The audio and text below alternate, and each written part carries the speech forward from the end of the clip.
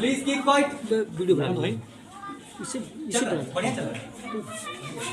प्यारे बच्चों, आज आप लोग के पास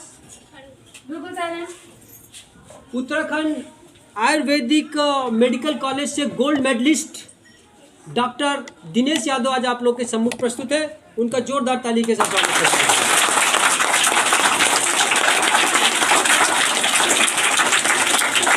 और थैंक यू। दूसरे जो हमारे दाएं साइड में मैम खड़ी हैं वो डॉक्टर निशा यादव है, उनका भी जोरदार ताली के साथ स्वागत करते हैं। Thank you. आप लोग का भी बेटा डॉक्टर साहब को आप लोग अपने हमारे फेसबुक चैनल पर जा कर के सर्च करेंगे तो आप इनके बारे में पूरी इनकी जीवनी जो है आप इनको देख सकते हैं। इनके चूँकि संघर्ष को मैंने बहुत नज़दीक से देखा है, मैंने इनके संघर्ष को बहुत नज़दीक से देखा है और इनकी भाग दौड़ की मेहनत को आप लोग उसका अंदाज़ा नहीं लगा सकते हैं। जब कभी मैं आप लोग को इनकी कहानी बताऊंगा कि कोई व्यक्ति इतनी असफलताओं में नीचे गिर के और अपने लक्ष्य को उसने कभी ना छोड़ा हो और अंत में जा करके उसने अपने लक्ष्य को प्राप्त किया, वो उन बिरले लोगों में से ये आते हैं जिनका नाम है डॉक्टर दिनेश यादव।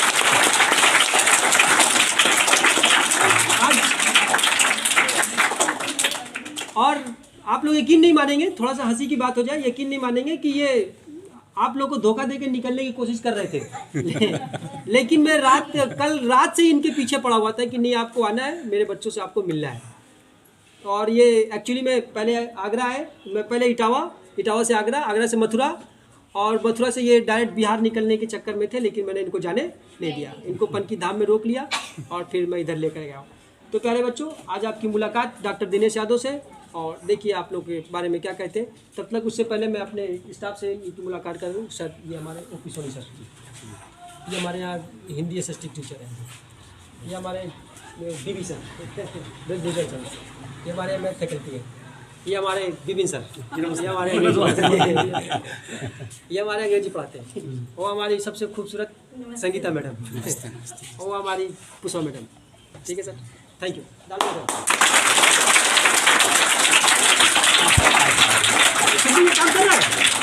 काम कर रहा है क्या? सब काम करो। हेलो नहीं, वो रिकॉर्ड होगा ना, वो रिकॉर्ड होगा सर। मेरे प्यारे बच्चों, सबसे पहले मैं बिहार की धरती पटना से आप सबको, मेरे हृदय से आप सबको प्रणाम। आप लोग परमात्मा के स्वरूप हैं। भारतीय संस्कृति में बच्चों को ईश्वर का रूप माना गया है। तो इस मोटिवेशनल स्पीच में मैं सबसे पहले एक अपनी ज़िंदगी को समराइज़ करते हुए, मेरी ज़िंदगी का एक जिद था, तो उसको मैं आप लोगों को सार रूप में देना चाहता हूँ। ज़िंदगी में ज़िंदगी की जिद, ज़िंदगी में ज़िंदगी की जिद अगर पूरी न हो तो ज़िंदगी को ज़िंदगी से रूठ जाना चाहिए।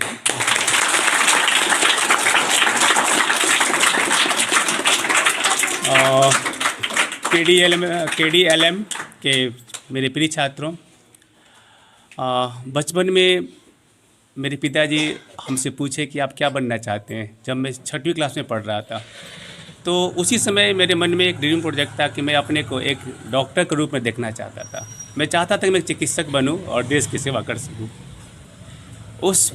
उस एम को बनाए रखने के लिए मैं 6वीं क्लास से ही मेहनत करना शुरू कर दिया था। क्योंकि डॉक्टर बनने के लिए आप लोगों को बायोलॉजी पढ़ना पड़ेगा, जूलॉजी आपका स्ट्रांग होना चाहिए। तो मैं उसी समय से प्रयास करने लगा और अपनी मेडिकल की तैयारी के लिए मैं पटना आया। उसी बीच मेरी सिस्टर की शादी यहाँ कानपुर में हुई और संयोग देखिए मुझे इनके माध्यम से, अनिल जी हैं साथ में, CPMT उस समय हुआ करता था, उत्तर प्रदेश का मेडिकल एंट्रेंस टेस्ट जो होता था CPMT हुआ करता था। तो वो फॉर्म हमने अप्लाई किया और 1998 में मैं भरा था और फर्स्ट ईयर में मैंने उस एग्ज़ाम को क्वालिफाई किया था।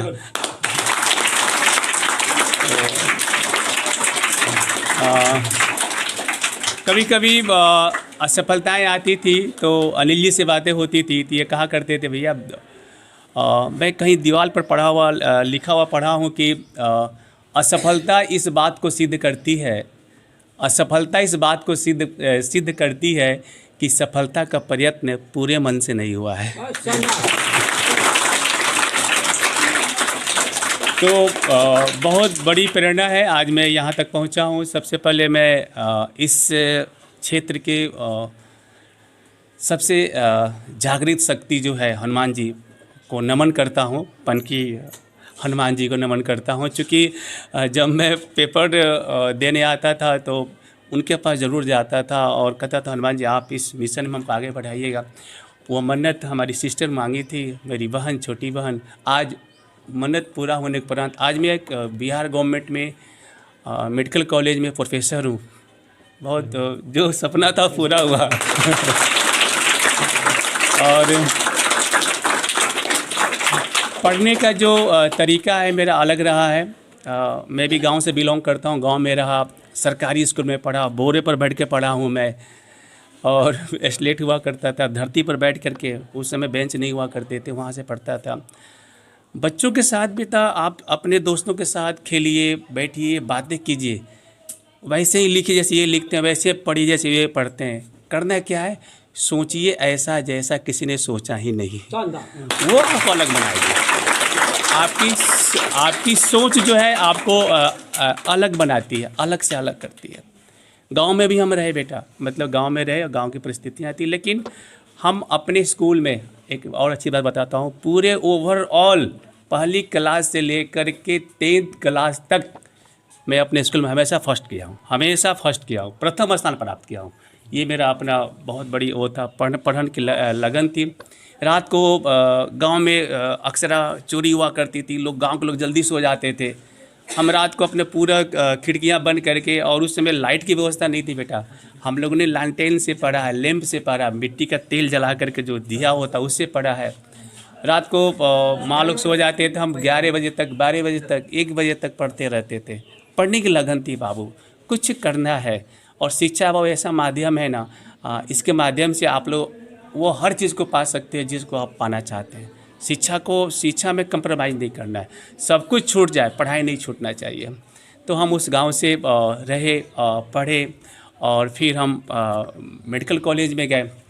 तो मेडिकल कॉलेज बाबू गए ना, तो वहाँ पर जो मेरे बैचमेट्स थे उनको मैं देखे तो पता नहीं क्यों हमको लगता है कि किसी को ज्ञान दान देना है ना, तो शिक्षा, एक टीचर का बाबू बहुत बड़ा रोल होता है।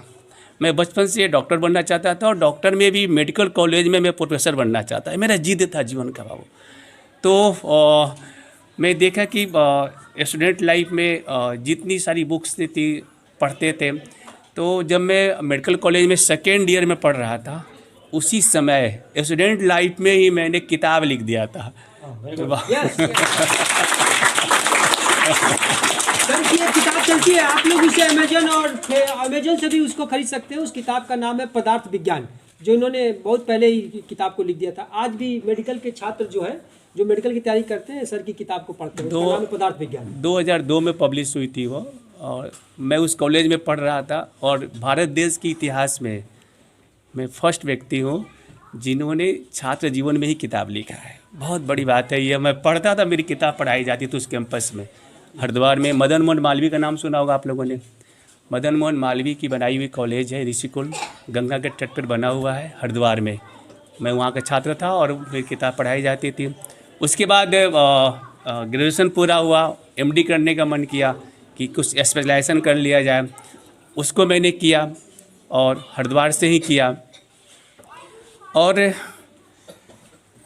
फाइनल ईयर में MD के फाइनल ईयर में हम लोग का 3 साल का MD के कोर्स होता है। उसमें बहुत अच्छी मेहनत की और उस यूनिवर्सिटी एग्ज़ाम में मैं टॉपर रहा। और मुझे उत्तराखंड के राज्यपाल गुरमीत सिंह, आज भी राज्यपाल हैं वो, उन्होंने पिछले साल 16 दिसंबर 2022 को उन्होंने मुझे स्वर्ण पदक, मैं गोल्ड मेडलिस्ट भी हूँ और तो गांव का शिक्षा से शुरू हुई, पटरी से पढ़ा। मेरी सिस्टर बैठी हुई, हम दोनों खूब, हमसे छोटी है, पढ़ते समय लड़ाई खूब होती थी इनसे हमारी। एक ही टेबल होता था, एक ही लैंप होता था, उसी पर इतनी सारी किताबें खुल जाती थी, जगह नहीं मिलता था। फिर भी इन्होंने बहुत मुझे प्यार दिया। और एक बहन की प्रेरणा, बहन का आशीर्वाद, बहन की दी हुई दुआ। एक पर्व है रक्षाबंधन। जब ये रक्षाबंधन में हम रहते थे तो इन्होंने दिल से भगवान से मांगा और आज हम इस मुकाम पर पहुँचे हुए। तो ईश्वर की बहुत कृपा है। और उसके अलावा मैं एक अलग सब्जेक्ट में, योगा का नाम सुना आप लोगों ने? गुरुकुल कांगड़ी यूनिवर्सिटी से योग से मैंने पीजी डिप्लोमा किया और उस यूनिवर्सिटी में भी टॉप किया। और वहाँ का जो कुलपति हैं, वाइस चांसलर, उन्होंने मुझे मेधावी छात्र सम्मान से सम्मानित किया था।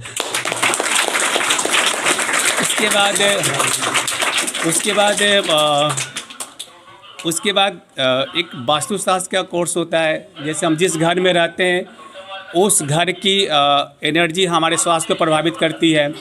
तो उसके लिए हमने पीजी डिप्लोमा इन वास्तुशास्त्र का कोर्स किया था। और उत्तराखंड संस्कृत विश्वविद्यालय देहरादून में है, उसमें उस विषय में भी हम टॉप किए। और उसमें मार्गरेट अल्वा प्रथम राज्यपाल थी, महिला राज्यपाल उत्तराखंड की। तो यूनिवर्सिटी में उस समय भी टॉप किया था। और उस समय हमको 2010 में स्वर्ण पदक सम्मान से सम्मानित किया गया। और अगर बेटा मैं स्वर्ण पदक न लिया होता तो मेरे बगल में हमारी पत्नी डॉक्टर निशा खड़ी हुई है, शायद इनसे मेरी शादी न हुई होती।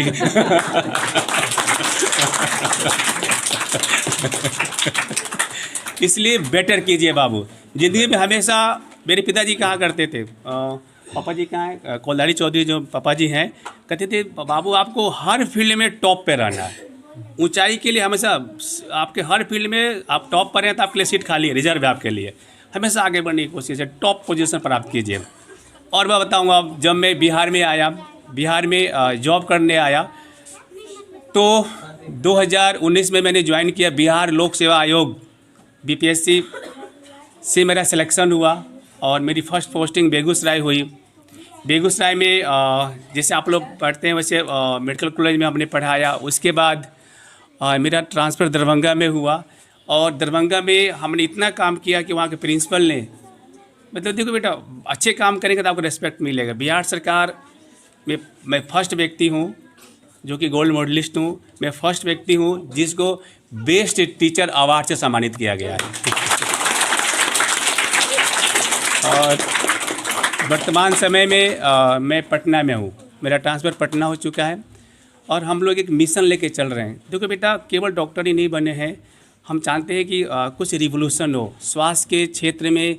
भारत देश की पहचान, एक समय था जब भारत विश्व गुरु के रूप में जाना जाता था केवल और केवल यहाँ की चिकित्सा व्यवस्था को लेकर के। यहाँ की चिकित्सा बहुत उन्नत कोटि की थी। तो हम लोग मेडिकल फील्ड में बेटा रिवोल्यूशन लाना चाहते हैं, अच्छा काम करना चाहते हैं। तो आप लोग सबसे पहले आप छोटे बच्चे हैं और मैं सफलता का मूल मंत्र बताता हूँ आप लोगों की, आप लोग कैसे 0 टू हाई लेवल कैसे पहुँचेंगे। गांव से इस मेरे स्तर पर पहुँचने के लिए सबसे पहले बेटा आप लोग अपने माता पिता का रेस्पेक्ट कीजिए। मैं अभी मंदिर गया हूँ, अभी जस्ट अभी माथे पे तिलक लगा हुआ है। मंदिर जाते रहता हूँ, पूजा पाठ करने का बहुत शौक़ है मुझे। मेरी पत्नी जानती है, 2-2 घंटे ध्यान में रहता हूँ। लेकिन बेटा मैं आपको रियल बात बता रहा हूँ, आज तक हमने भी भगवान को नहीं देखा है। ऐसा लगता है कि भगवान है, देखा नहीं है, कोई प्रमाण नहीं है, कुछ नहीं है, लेकिन श्रद्धा है। लेकिन इस धरती का जो वास्तविक भगवान, जो आपको दिखाई पड़ता है, जो आपसे बातें करता है, जो आपकी रक्षा करता है, जो आपके लिए क्या नहीं करता है, वो है आपके माता पिता। इसलिए अगर दुनिया के बाबू कोई भी शक्ति आपका साथ न दे, माँ का छाया, माँ का आशीर्वाद आपके साथ है, निश्चित रूप से आप आगे बढ़ेंगे। निश्चित रूप से ऐसा कोई विकल्प नहीं है जो आपको रोक सके। इसलिए सुबह उठ करके आज के बाद मेरे प्रिय छात्रों, जो मैंने किया है वो मैं आपको बता रहा हूँ। सुबह उठ करके अब अपने घर पे सबसे पहले माँ को प्रणाम, पिता को प्रणाम, अपने घर के जो बड़े लोग थे चाचा थे, चाची थे, बड़े पापा, छोटे पापा, दादा दादी, उनका आशीर्वाद बाबू आज मुझको यहाँ तक लाया है। तो आज के बाद अगर आप लोग सुबह उठ करके माता पिता को प्रणाम अगर नहीं करते हैं तो कल से शुरू कर दीजिए। आप लोग करेंगे बेटे प्रणाम? ज़रूर कीजिए बाबू, बहुत ऊंचाई तक जाएंगे आप लोग, मैं आपको बता रहा हूँ। ठीक है, अपनी मेहनत कर करके माता पिता के आशीर्वाद से मैं यहाँ तक आया हूँ, तो आप लोग भी रिस्पेक्ट करें। और चूँकि डॉक्टर हूँ तो कुछ स्वास्थ्य के बारे में चर्चा करना चाहूँगा। आप लोग वर्तमान समय में आज हम लोग देख रहे हैं कि बच्चों के अंदर डाइजेशन की प्रॉब्लम बहुत ज़्यादा हो रही है, खाने का मन नहीं करता है, खाने का 2 दिन नहीं खाते हैं।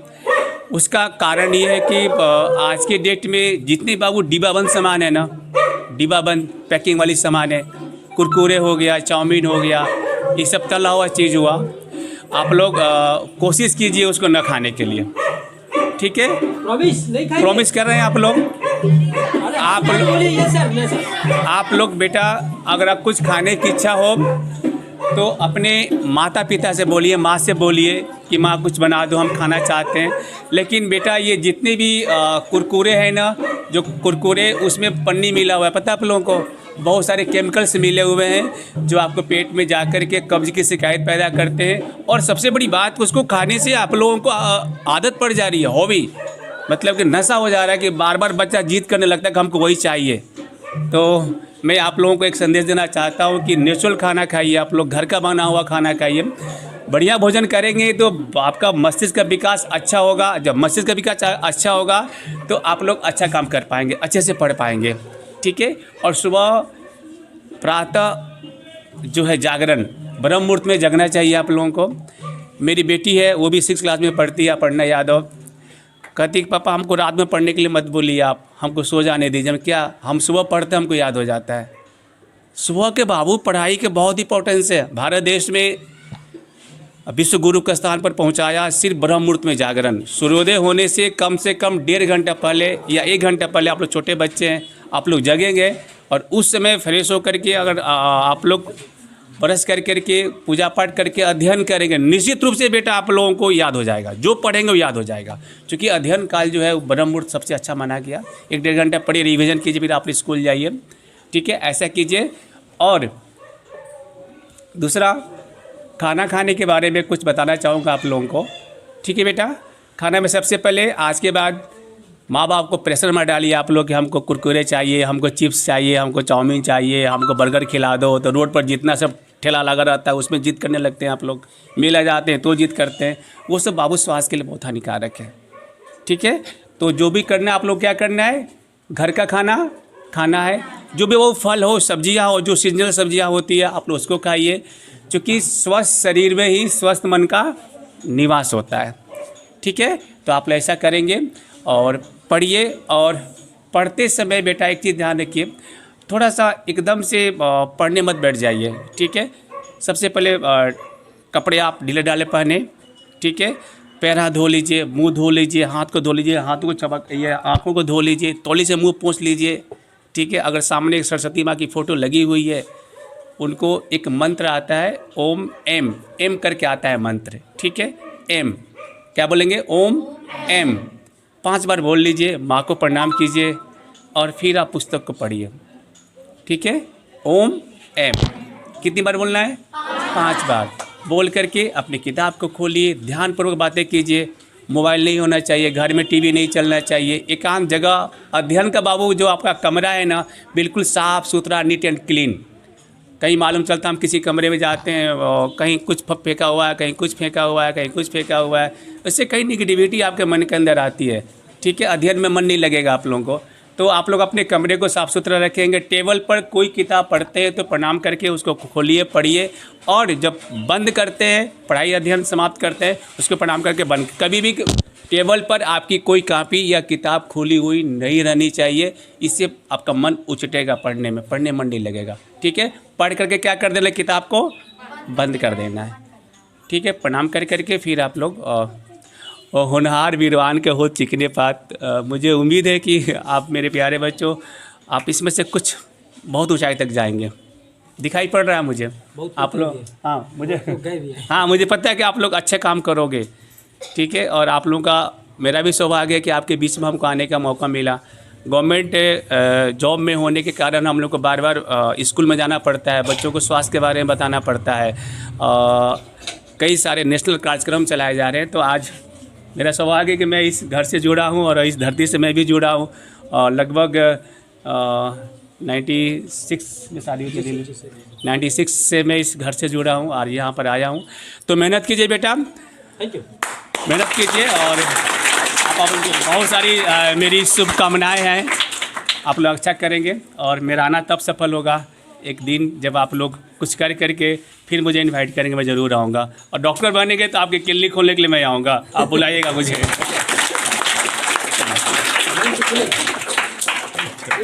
Thank you.